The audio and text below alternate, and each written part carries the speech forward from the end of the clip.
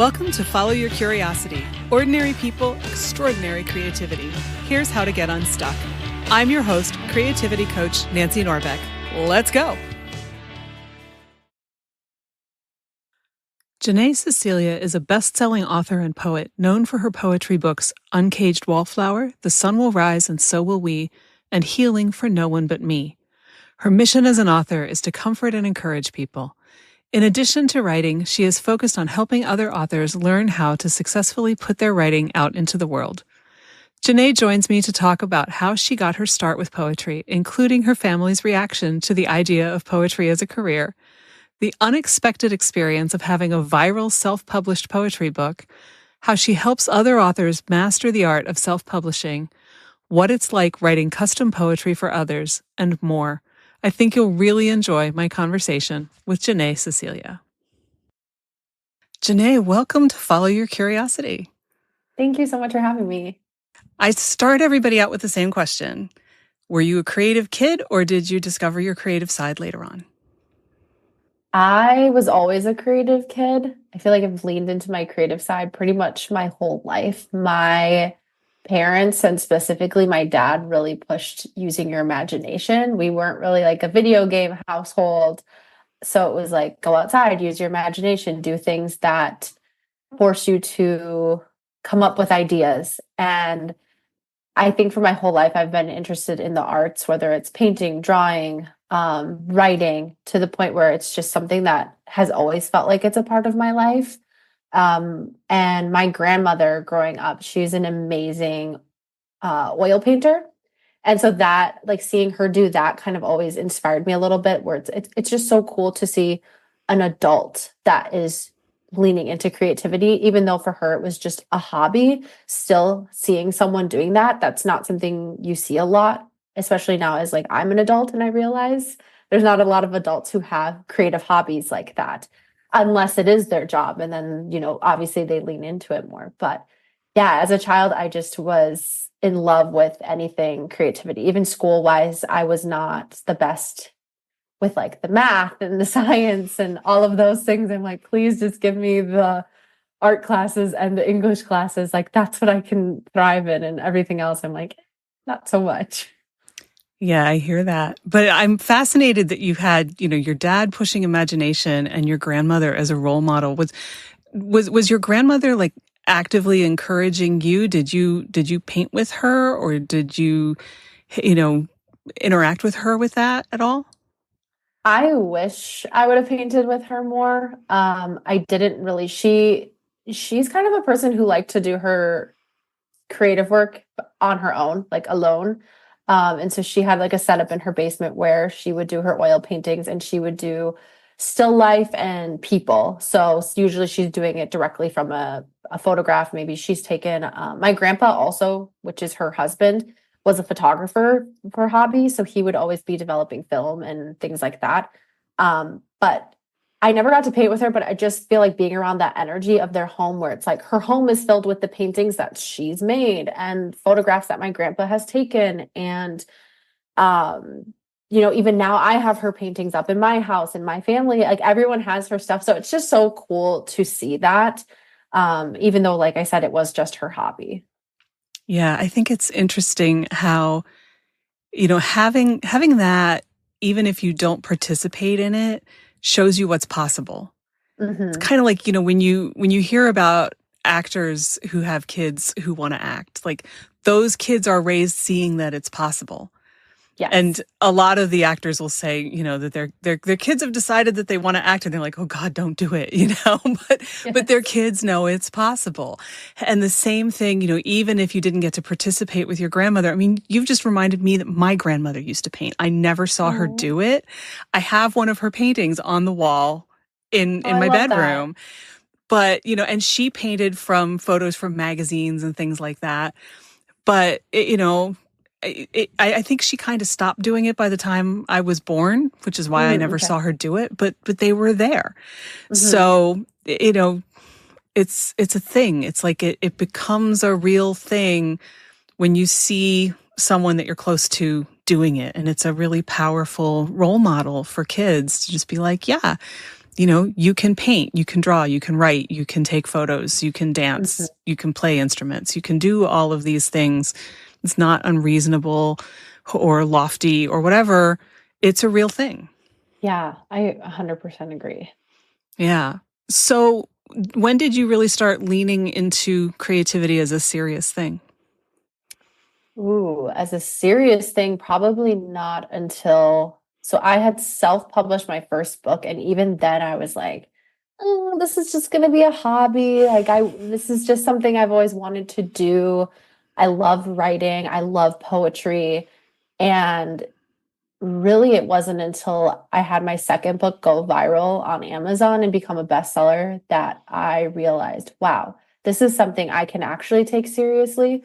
And it was in a really pivotal point in my life that this happened because I was in my last year of college and I was a nanny full time and I didn't know what I really wanted to do with my life. I've always kind of struggled with that because for so long I was told, a creative job isn't a job you can just have and have that be the only job. It's like you have to have something else and that job. And really around then when it took off, I was at a turning point where I was like, okay, what do I do? Do I finish college and go and get like a traditional job with the degree that I've now acquired? But at the time too, it was hard because no one in my family had gotten a 4-year degree. So it was kind of already a big deal that I was even going to college and doing all of that. So then to kind of have to say, hey, actually, I don't think I'm going to use this degree and what I thought I was going to use it for. I'm actually going to pursue writing poetry. Definitely for my family and friends was a little jarring for them. But for me, I just realized, hey, what I'm putting out there, people like, they want to buy, they want to be a part of. I love doing it because I didn't want to have a job that I worked at for years and years and years and dreaded going to. I didn't necessarily ever expect to be working for myself. I guess just part of my job and being a creative is you become an entrepreneur along with it, where it's like you have your own business. Um, but even that aspect is nice because it gives me the flexibility to do what I want to do and set up my days how I want to set them up. But yeah, I guess circling back to your original question, just probably once my second book really took off was when I just started to realize like, hey, you can do something with creativity. You don't have to have this and another job alongside it.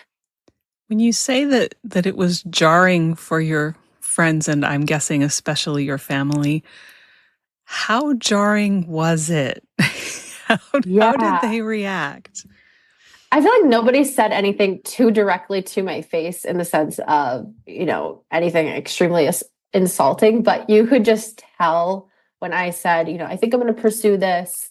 There would be times where they'd be like, but like, what are you going to do along with it? Or what happens if this happens? Or there's no security in that type of job. And I get that because, you are making a different income every single month and it's not the same and it doesn't look the same as my friends that work a corporate job where it's like this is their guaranteed paycheck and they have paid holidays and paid leave and I don't know what any of that is like, but it's just a very different setup. And for me, when I was telling them, hey, I want to go down this path to chase my dream and really be a writer and follow that path only. I think a lot of it for them came from they don't have a person in their life that has done something like that. So what's jarring to them is like realizing like, wow, is that actually a possibility? Because like me, we've always been told that it's not and that you'll end up broke or not making money and then having to eventually get a job later or being in debt. And I just think there's a lot of misconceptions with that because I have friends who are constantly getting laid off or, having to find different jobs. And there's really no security in that either, in the sense of, yeah, you have a job and, the paycheck's the same, but you could very well lose your job as well. I mean, even COVID was a great example. I have a sister who was a waitress and you would never think you wouldn't be able to be a waitress. But during that time, it's like you no longer can be because the restaurants are closing. Who would have ever thought that? Because like that's a job that would never go away. So just I think along the way, the more I've talked to everybody, And also the better I've done in my career, they've gone away from being so nervous about it or scared for me or concerned. And now are just like, okay, this is actually something that you can do and be really good at and successful at.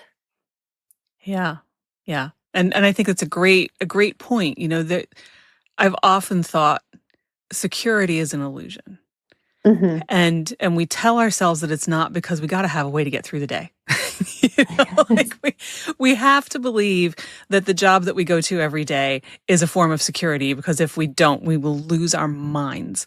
But like you say, it can go away at any moment without warning, without notice. And it could be a pandemic. It could just be a sudden layoff. It could be anything. It could be, you get sick and you can't go to work anymore. And they, say, see you later.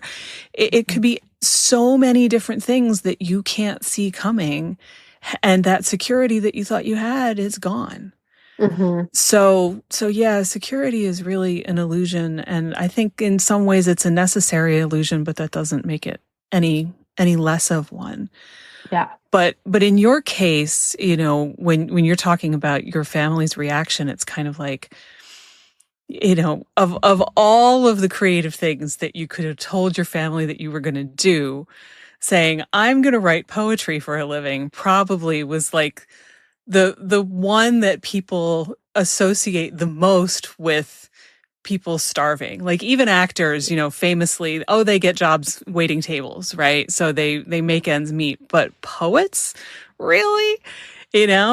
So Yeah. I can just imagine. I know what I would have heard if I had said that. It would not have been pretty. So I did find out in passing, not one of my family members, but a friend of a friend had said to someone that I was going to end up living in a van down by the river if I chased being a poet. And I was like, oh, I feel like people now don't realize how expensive those vans are to live in, though. Like there's people actually wanting to live in vans by the river, and they're not cheap. we've come a long way from Chris Farley on SNL, but yeah. But I also think I was going to say this too. When I started, this was about 9-ish years ago. There wasn't a lot of people using social media then to promote a business or be their own business, or even influencers weren't even that much of a thing. There's bloggers and stuff like that. And so now I feel like had it been 2024 and I was the 21-year-old I was then, and I came and said I was going to do this, I don't think it would have been as jarring for people. But I also think just the time period of when I was doing it just wasn't as normal to use your Instagram to promote your work. All my other friends are posting their food, food photos and photos of their dog. And I mean, people obviously still do that, but I'm on there every day, here's a poem and engage with this poem, and using it in a much different way. So I also think the time period was a big part in it as well. Yeah. Well, and you also mentioned, having a self-published book go viral on Amazon. And I'm very curious to hear how that happened, because it is certainly not everyone's self-publishing experience. No, it definitely isn't. My first book I self-published, it did not do very well. It maybe sold 10 copies. It was mostly to friends and family. And I realized I went into it with no strategy. I didn't know the business side whatsoever. And at the time I had released the first book, it was thicker. It was 220 pages. I listed it for about $20, I want to say, but I had no audience at this time. So I'm trying to pitch a book to pretty much no one, but also I'm asking them to spend $20 on something. And I realized that my first book needed to be more of something that was building me up credibility. And I just needed to get it into people's hands in order for them to realize hey, this is good and I want more of this. So with my second book, my husband and I, who was my boyfriend at the time, kind of came up with this strategy because he's an entrepreneur. And when I first met him, I sat next to him in class and he said he was an entrepreneur. I never even heard the word. I was like, what does that even mean? And so he was really good on the business side. So we came up with a strategy that we were going to make the book shorter and much cheaper in order to just get it into people's hands and build up the credibility and get a little bit more of a following behind my work and my name. And so with the second book, we made it just about 80 pages. We listed it for $5.50. put it on Amazon, and the categories that I were in at the time, there wasn't a lot of poetry books then. Now there's like a whole ton of poets that have joined. But this was kind of the start of the resurgence of modern day poetry. And so it really helped that there wasn't a lot of competition at that time. But what had happened is there was a book out at the time called Milk and Honey. And her book came out maybe 6 to 7 months before my first one. And since there wasn't a lot of competition on the Amazon charts, my second book was getting recommended a lot with hers. So when you go on Amazon and you buy something, it'll tell you, if you liked this, you might also like this book. And so what was happening from there is, like I said, there wasn't a lot of other options. So people were like, oh, I want to read more poetry. Who can I read? This book's being recommended. So I was noticing it was getting purchased a lot with her book because they were being paired as, this is something you might also like. Not that they were like similar at all in genre, or not genre, style of writing. It was just the fact that we were both poets at that time. But from there, I think my first month the first month that book came out, I think it sold about 400 copies, which for me was just absolutely insane because I've never even seen like past the teens.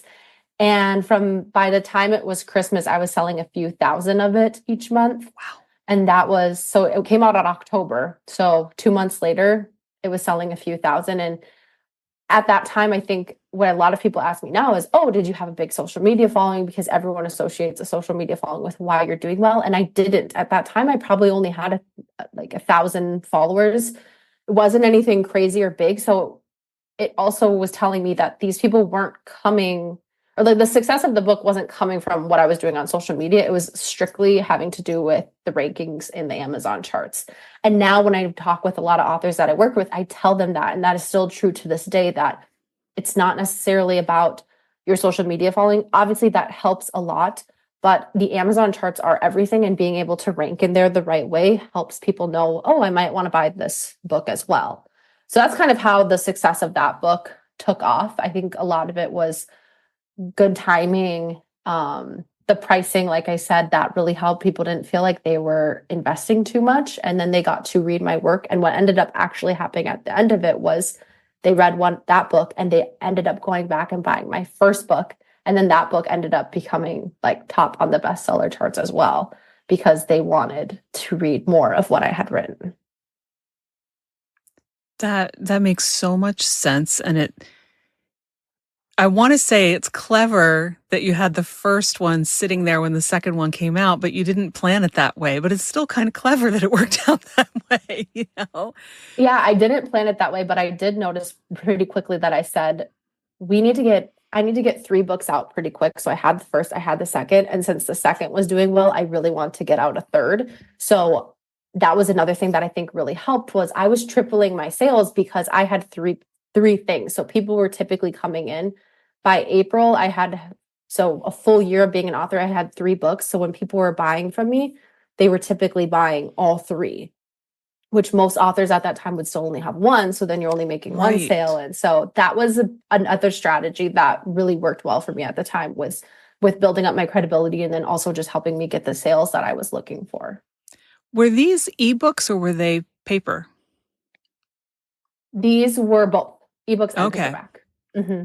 Mostly though, with poetry, how it works, it's very, very, very different than typical nonfiction or fiction books. But with poetry, it is still the preferred way to read it is a paperback.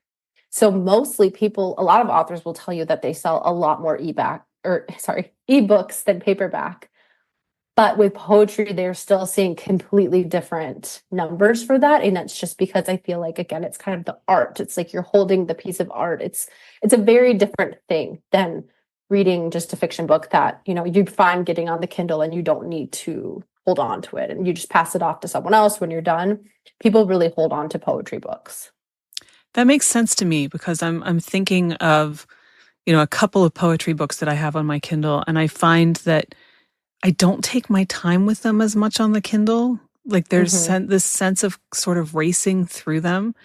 And it's weird because I don't intend to race through them. It's like There's something about that interface that makes you feel like, oh, okay, finish that one, on to the next one. And it's like, is that really how you want to read a poem?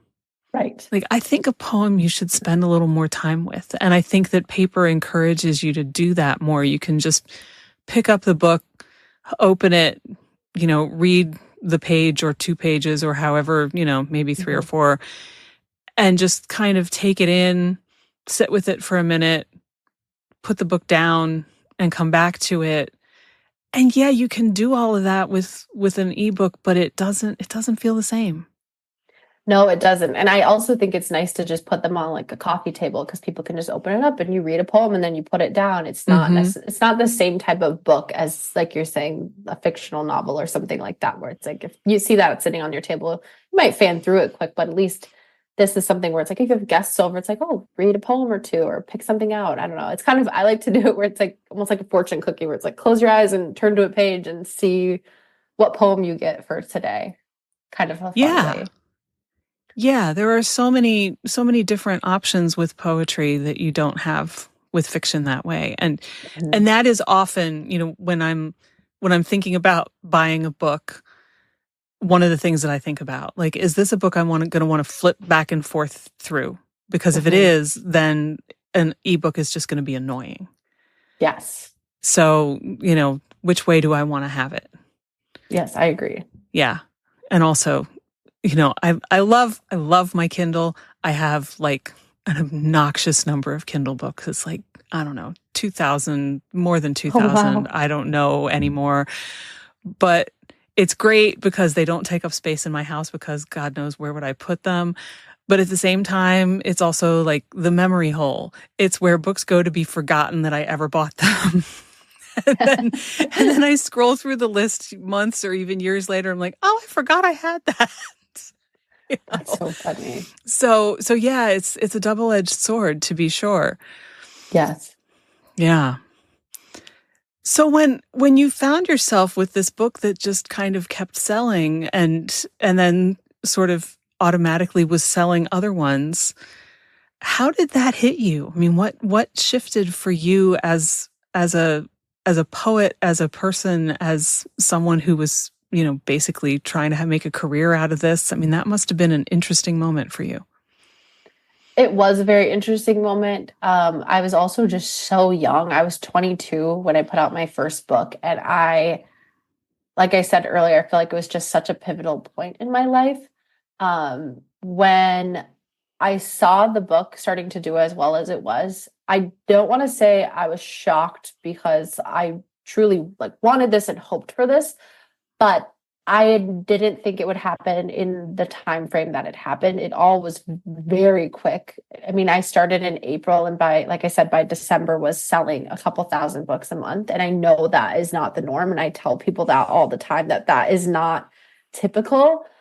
I think what it did for me though was really allow me to realize this is something that you can go after and not have to actually you don't have to put it on the back burner. You don't have to worry about what's next. I think at first I was a little bit worried about numbers wise because it's like obviously you still have to pay into taxes and all of these things that I had no clue about. But I was excited because for me, it wasn't necessarily about making millions and millions of dollars or anything like that. I just wanted to get to a point where this could be my career and it's an equal amount of income to something that I would have done anyways, but at least I can do what I'm passionate about and I can inspire other people and I can talk about it. And that's a lot of what I do now is, helping other people do similar things. But it just really changed my whole life. I mean, honestly, I say this all the time to people. I don't know what I would be doing if A, I didn't publish the book and B, it didn't take off the way it did. I'm sure I'd be still writing in some capacity, but it was a life-changing moment for me. It's kind of like I view my life as the before and after. It's just so crazy how different my life was. And I also think when you're doing all of this and you're in your 20s, when your 20s are supposed to be a time to discover yourself and figure out who you are, It was hard though at times because a lot of my friends just were like, what are you doing? Can't relate. Um, I was really focused on my work and they were like, let's go out and do things. I'm like, no, I'm gonna like write poetry on a Friday. I'm not gonna, I don't want to go out to the bars or whatever. I was like, I want to stay home and work on my books. And they're just like, okay. So it's just a very interesting time in my life, but I am so grateful for it. I'm so grateful for everything that came from it because I obviously wouldn't be doing what I'm doing now. But it's just been an amazing journey, and I like am very thankful for that time.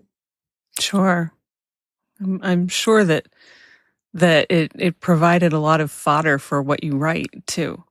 Mm-hmm. Which I do want to ask you about that because I'm realizing we're talking all about the business side and haven't actually talked about how you write and what you write. And I'm curious about that. I mean, especially when, you do have a bunch of, viral books going on, that has to have some kind of an influence over what and how you think about what you're writing. But, when you started writing poetry, how did you approach it? And then how has that shifted over the last couple of years? Yeah, when I first was writing poetry, I actually didn't realize I was writing poetry. I just thought I was just writing down thoughts, and I don't know. I didn't really realize kind of the rhythm to it and how it was very poetic. And I've always had an interest from a young age in songwriting. I used to always like make up silly songs or write lyrics, and poetry is very similar to songwriting. And for me, it was probably in high school when I started to really write more and grew an interest for it and was like, okay, this is something. And then when I think I was maybe like 19 or 20, so my very first year in college, I started taking it more seriously. I was following a couple of poets on Instagram, and my poetry was a lot more simple then. I went through a phase of writing like very simple poems because I was worried about being too specific that people wouldn't relate. And so I was trying to write a lot of very um I feel like now I would call it like bland poetry, but that's just because I feel like I was trying to uh fit everybody's taste, where it's like, oh, hopefully everybody likes this, versus coming from a perspective of this will find who it needs to find, and like who doesn't need, Mm-hmm. who the people who don't need it just don't need it, and that's fine. And then for a while I went through a phase where I was writing a lot, which was my second book that took off, was a lot of inspirational poetry. So it was all like very positive, very hopeful words, and I still love doing that. But I think now I have a much better balance of the hopeful, but also still relatable, where it's like, hey, like sometimes people are going through really hard things, and we can still talk about that too. And that's okay. And there doesn't have to be this happy ending to every poem. And now within the last year or two, I've gotten really, really into writing very detailed poems. So it's the very opposite of where I started from. So I love just incorporating as much detail as I can. There's some poems where I get very specific about things and I'm like, oh, nobody's probably going to relate to this. And then it'll be one that people are like, whoa, that's exactly what I relate to. And one of the poems I can put like top of mind that I wrote, that I thought this isn't going to be that relatable because I'm adding a little bit more detail that people probably, that hasn't happened to them, or I think it hasn't happened to them. But it was a poem about having either anxiety or depression, however you want to interpret it. But there was a line in it that I said, I've seen the shampoo bottle in the empty shampoo bottle in the shower every day, but I still don't throw it away. And I keep like not throwing this shampoo bottle away. And then I see the dishes with like the stuff still on them, but I'm not putting them away. And I was getting like detailed where it's kind of like, it's showing that this person in the poem is going through a very hard time where these things seem so simple. It's like, well, why wouldn't you just throw the shampoo bottle away? Or why don't you just put the dish in the dishwasher? And to someone that's not experiencing something like that, they would be like, that's so obvious. But if you're in it, you know that that stuff is not as simple as it sounds. And so I wrote that poem and I remember I put it out and people were like, this is the most relatable thing I ever read. And I think that poem is really what sparked me to keep writing stuff like that, where it's like, okay, yes, I'm getting specific, but at least the people who are finding it and need it, really are relating to it. And there's a lot of power behind it. And so that's kind of where I've grown to now at this point, is trying to write more stuff like that, that really paints a picture and brings out emotion. And that's interesting to me because that's what I've always heard, is that, the more you try to appeal to everyone, the less you actually do. And the more specific you get, even though you think that you're probably going to alienate lots of people, the more you actually draw people in, which sounds so counterintuitive. And I still sometimes have trouble wrapping my head around it because it feels so counterintuitive. But yeah, I think when you get into those nitty-gritty details, even if somebody hasn't experienced it themselves, like, you can see those little moments out of somebody's life and go, ooh, I haven't done that thing, but it reminds me of this other thing that I have done or seen in somebody else. Or, there's some piece of it that rings a bell with somebody, and that's where it clicks. 100%. Yeah. That's interesting, though. That's interesting how, you start out with that attempt to be all things to all people. I think now having the ability to, a lot of it, I think, was also when you build up a following and you have readers, you start to get a little bit more confident, where it's like, okay, I have people here that are already ready to listen. So I think it was harder in the beginning because I'm like, oh, nobody's here and nobody's listening. So how can I bring the most people I can in to read my work? And so I think that is why in the beginning I felt that way, of having to appeal to everyone and not have people that are like, oh, I don't like that, or I'm not gonna read her book because that poem doesn't resonate with me. But now I'm like, you know what, like, it's finding the people it needs, and honestly, that's all I could ever want. Right. And not every poem is for everybody either. You can hand somebody a book of poetry and it could be that the first 5 poems are not for them, but the 6th one, holy cow.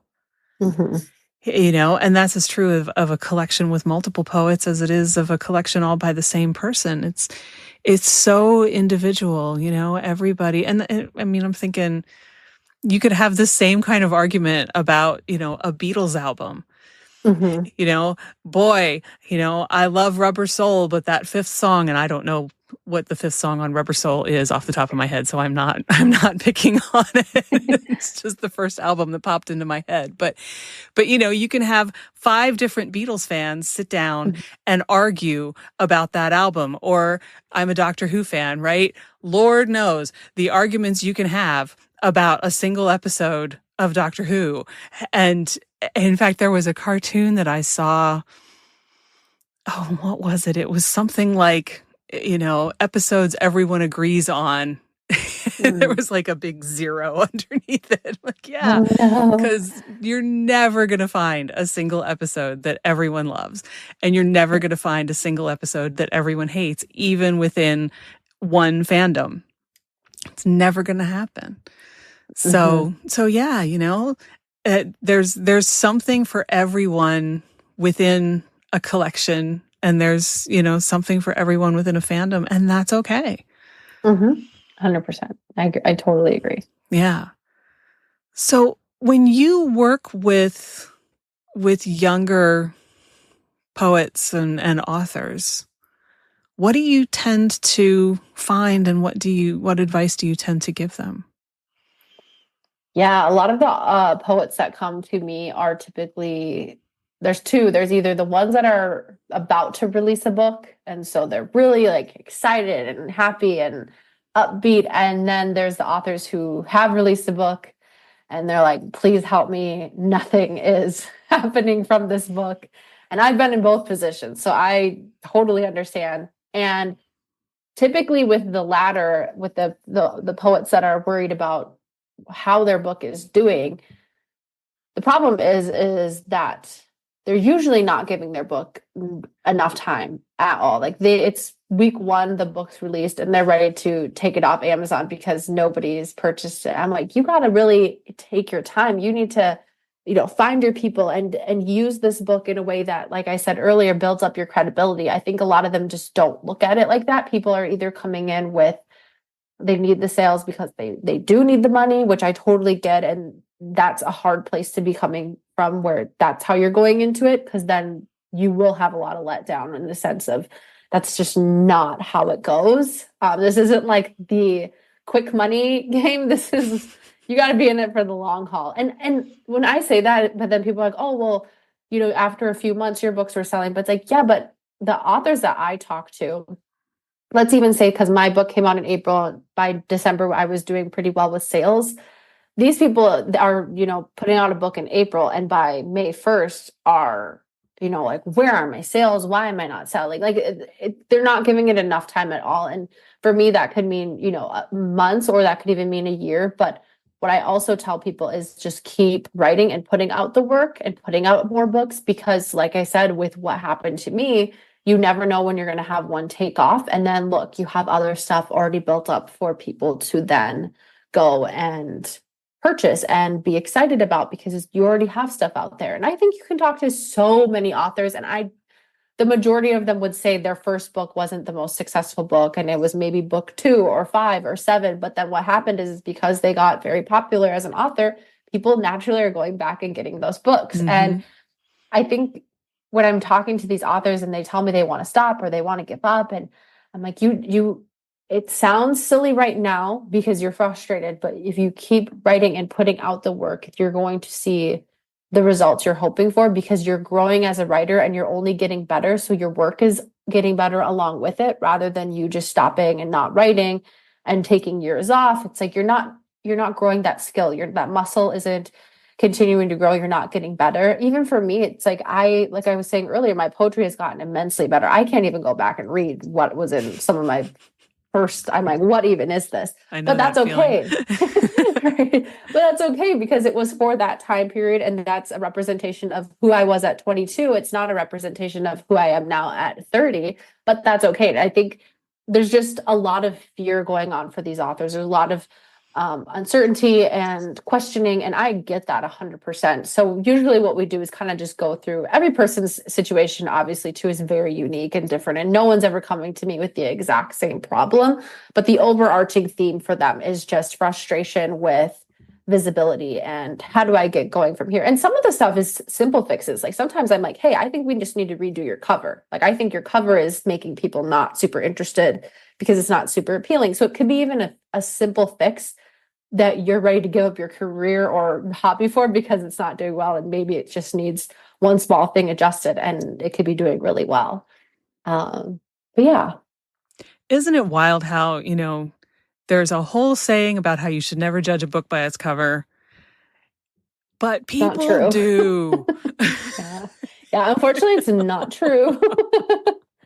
Especially in this day and age of like everybody likes an aesthetically pleasing looking thing. I tell authors that all the time, because I also do book cover design, and so I'm like, they say the cover doesn't matter, but that is an old saying.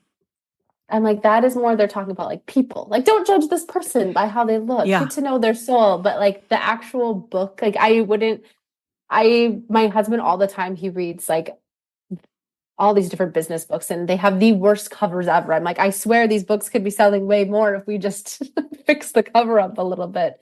But yes, the covers definitely do matter. And if you spend any time looking, like I usually, I don't know, because I'm a glutton for punishment, maybe, go through the Kindle Daily Deals every day.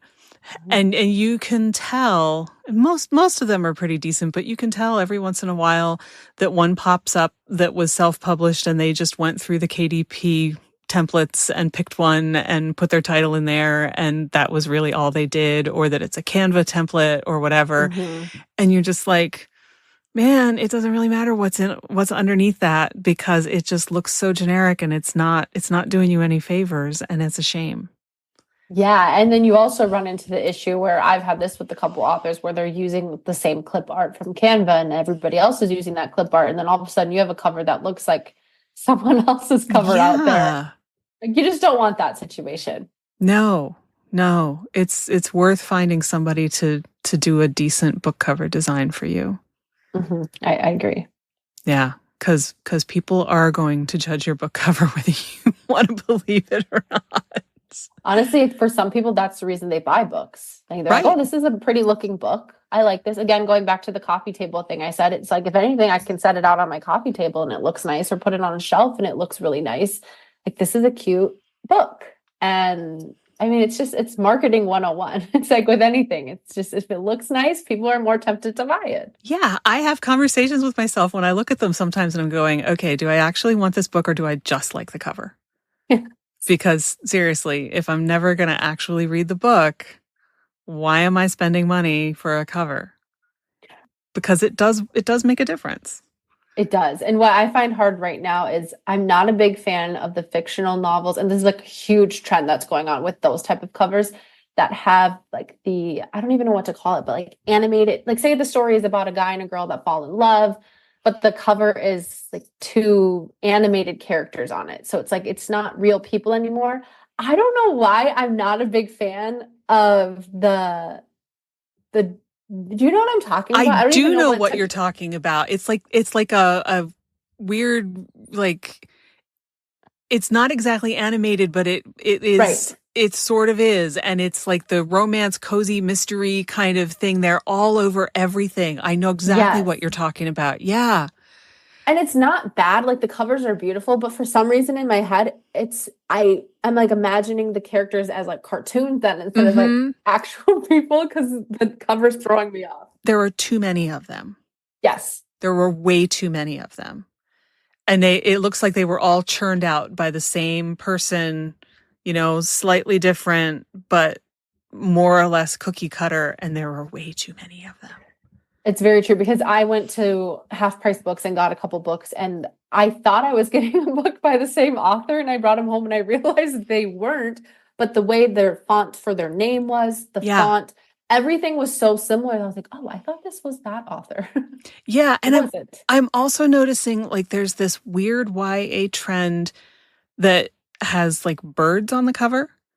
Oh. And one of them, like there was I can't remember the author's name, but I think the book was called Six of Crows, and there was like a whole series with that. Yes. And I saw one just like maybe last week, and I thought that it was the same series, but it wasn't. And I was like, oh my God, there's more birds on the book covers. Okay. So yeah, there are weird book cover trends. I think what happens is like there's one author of those genres who's doing extremely well, and then what happens, it's like, let's make it look kind of like that because like she's doing well. I'm like, no. Like, you want to stand out. You want your book to be right. Like, people to know like this, like a logo. Like, you don't want a logo that looks like everybody else's logo, because that's not going to stand out. Like, people know the McDonald's logo versus the Burger King versus like, you don't want to have all the same stuff, because then it is confusing. Yeah, you want to know you're going to Taco Bell and not Burger King. Yes. Big difference. But I don't know what it is with those weird cartoonish ones, but I'm whoever's doing them, I'm tired of looking at them. Yeah, I agree. I hope that trend kind of moves on. Yeah, they need to go away. If you're thinking about doing a book cover, please pick something else. I feel really bad saying that, but there are just too many, and you want to stand out. Yes. Yeah. Whoever sold that template, I hope they made a lot of money, because their stuff is everywhere. But I'm sure they have. But it's time to move on. Yes. But you have a really good point that I think we don't make often enough about giving things time to germinate and grow. Mm-hmm. And I, while you were talking before we got onto the book cover thing, I was thinking about that, like there was a course that I took a couple of years ago where they were talking about that, like if you plant a seed and, you put it under the soil and you pour the water on it and all of that. And then you come back the next day and you get upset because there isn't a seedling there yet. Mm-hmm. And you just stop watering it, or you dig it up or whatever.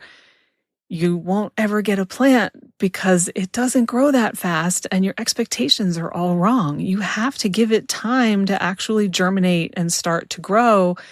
And then the little seedling will pop out from under the ground. But nobody who plants a garden, except maybe small children who haven't figured this out yet, expects to see something the next day.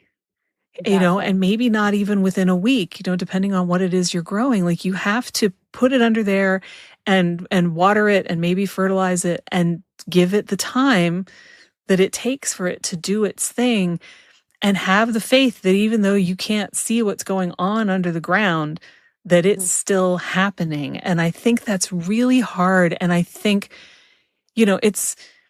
we're recording this in 2024. It's going to go out in 2025. But, either way, we have such an instant gratification culture going on that I think we've forgotten that things still do take time under the surface where we can't see them. And we still have to have faith that there are things happening even when we can't actually see it.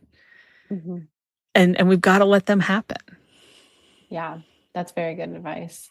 Because I also have, going back to the authors that are excited about releasing a book but haven't yet, the biggest issue I see for them is they never want to, they're over perfecting the work to the point where they want it to be so perfect that it's never getting put out there. I've had a couple calls with authors where they're like, I've been working on this book for 5 years. And I'm like, let's just get it out there, girl. Like, we need to just see how it even is doing.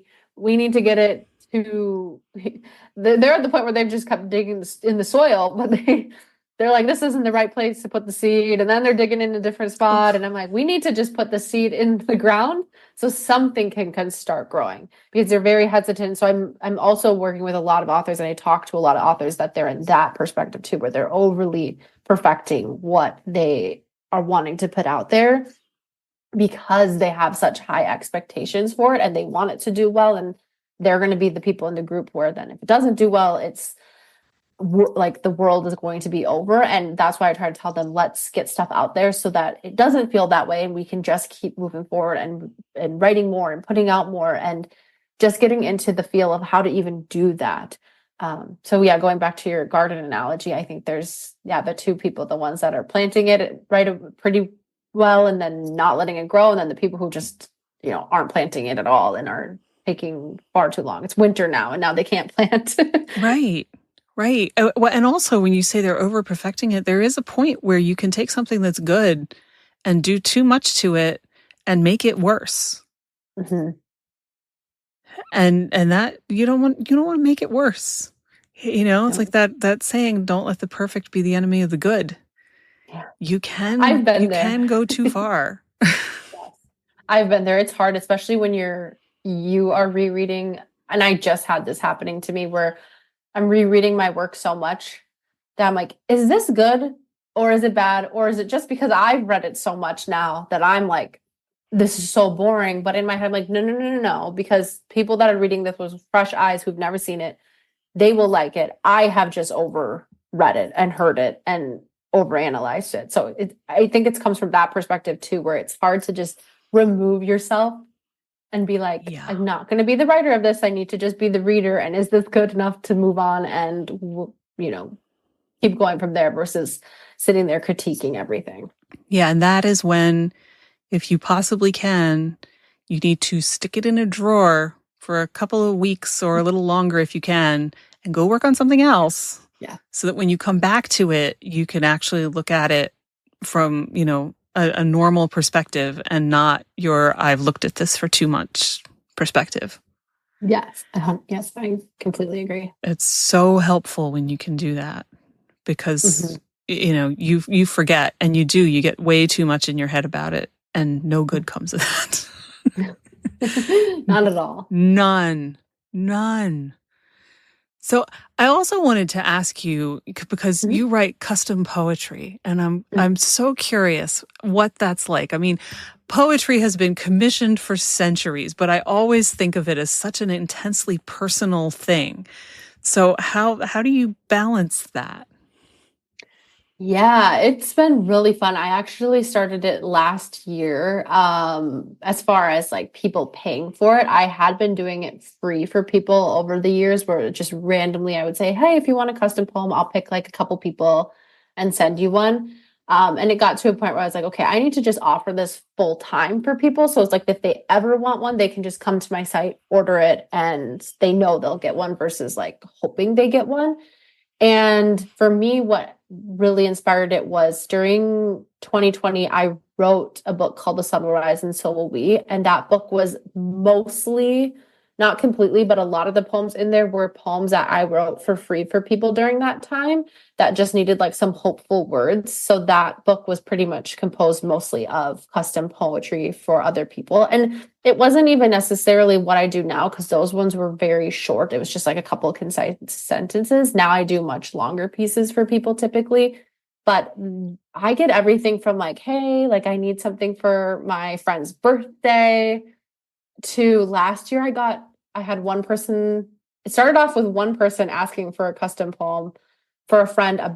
They wanted to give their friend one about their dog because their dog had passed away, and like a poem from the dog's perspective, thanking them for the life that they had. Oh, wow. And I posted that to my story saying like, oh my gosh, I'm so touched, because I have a dog. So like anytime someone says anything with a dog, I'm like, oh my gosh, like I love that. And so like so sad too. And I posted it to my story saying like, this is so touching and like I'm honored to write this. And I got so many orders from people after that wanting custom poems about their dogs. And so that kind of took off. And I've helped people with their wedding vows. I've helped write like parts of, well, not I was gonna say the wrong word. A eulogy, is that what you read at a funeral? Okay, I was totally gonna say the wrong word for that. But part of that, like someone wanted to read, they were like, they did want to describe their grandfather and the life he lived. And a lot of people have these words, like they'll message me and I'll say, please give me as much detail as you can. And they have the words, they just don't know how to put it into poem form. So what I'm doing is taking the details that they can give me and really turn it into something that's personal for them. So a lot of people ask me like, oh, I want to see these poems, or can you share these poems? But the thing that makes them custom and you're paying for it is I'm not just going to go post it on social media for anybody to then, they're reading or they can use. This is custom for you. It's your use only. And then also too, some of them are very deeply personal where it's details that I'm like, I don't know if these people would want this out there. And I'm sure I could ask, but for me, it's just like, I want to keep this something where the people who are ordering it know that unless they want to share it on their own platform, what they're ordering is completely custom to them and not going to show up in any sort of published work of mine or on my Instagram or anything like that. But it's just been so fun because I do really, really enjoy writing from a different perspective. I don't always, I like writing things that, don't necessarily have to do with my life. I feel like my life is pretty stable right now, which is nice. But as an artists love chaos because I feel like it helps you write better. And so when my life is stable, I'm like, okay, I'm helping write other people's chaos. Like they have chaos going on and I can take that and turn it into a poem. So that is nice because otherwise I'm just tapping into more of a like fictional side of poetry where I'm storytelling versus using my own personal life experiences. I still try to like throw my own stuff in there, but like I said, it's just fun to be able to write for other people and see their words come to life in a poem form. Yeah. Some of that really feels like it's kind of a sacred trust, really, when you're writing about, someone's grandfather or their pet dog, that kind of thing. I mean, that's really wow. Yeah. I mean, I'll have people, because I put when you check out, it says, leave as much details here as you can. I mean, I have people who write like paragraphs on paragraphs. I mean, I have the people that just write a few things, but there's a lot of information that people have shared with me that is, like I said, very deeply personal. And I'm like, wow, I feel honored that you trust me not only to write this poem, but then to share all of these details with me about your life and the things you're going through. And so it's just so much fun to do. And I'm so grateful to be able to do that. Yeah, that would, I'm just imagining what it would be like to receive something like that. And I think I would be blown away, to have somebody send me that and say, can you please turn this into something for me? Just wow. I know. Every single one, I'm like, I wish I could get to know all these people better. Yeah. And like, it's like you only get these glimmers, but it's fun too, because during the holiday season, like right now until the end of the year, it's a busier time for the custom poems because people are gifting them. But what's really cool is I started this last year, but already this year I have people that have come back and are like, somebody ordered one for me last year and I want to order one for them. Like I've already had quite a few people like that. So I was like, this is so fun. Like it's getting passed along where, they're like, oh, she gifted it to me, but she's probably a fan of yours. So maybe she wants one even more than I did type of thing. Right. Oh, that's so cool. That's like the ultimate personal gift too. It really is.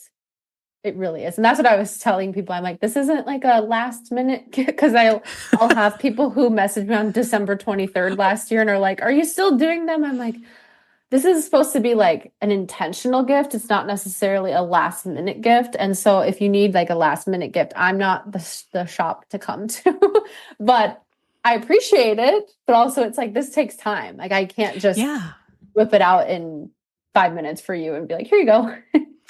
Right. Yeah. You gotta give somebody some notice to put that kind of thing together. Yes. Wow. But that's so cool. Thank you. Even cooler than I would have guessed. Thank you. I appreciate it. Wow.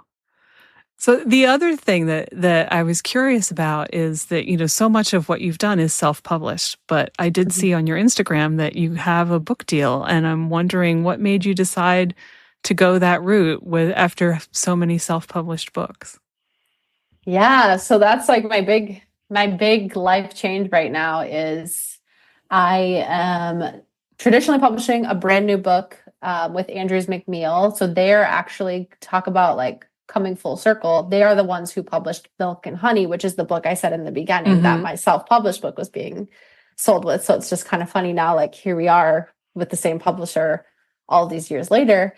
But it's coming out in summer of 2025. And ultimately, I haven't really even talked too much about the decision process on this, but what really happened was I've self-published 13 books.